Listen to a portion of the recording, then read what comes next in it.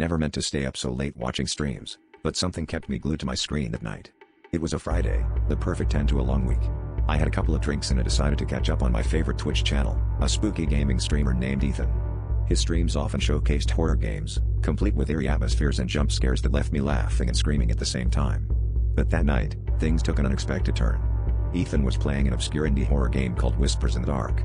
It had gained a small cult following for its unsettling narrative and bizarre visual style. I had heard whispers about it. Viewers claimed it had a unique quality, that it felt almost too real at times. I was skeptical, but as I watched, I found myself becoming entranced. As the game started, the graphics had a grainy texture, reminiscent of an old VHS tape.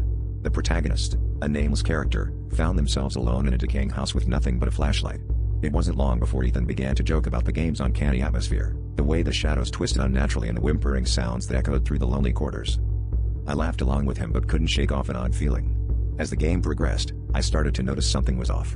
An unsettling familiarity crept into my mind. The layout of the house, the creaky floorboards, and the whispering voices in the background felt almost personal. I could have sworn I had seen it somewhere before.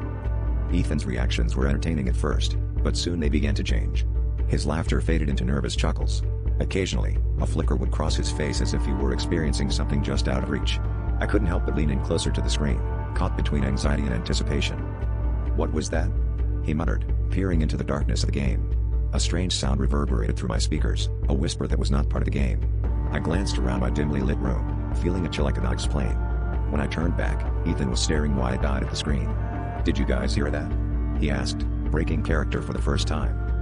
The chat exploded with comments, some calling it a part of the game, while others speculated that something was wrong. But Ethan shrugged it off, attributing it to the ambience of the game. He pressed on, but I noticed the tension building in his voice, accompanied by an ever-stiffening demeanor. Follow for part 2.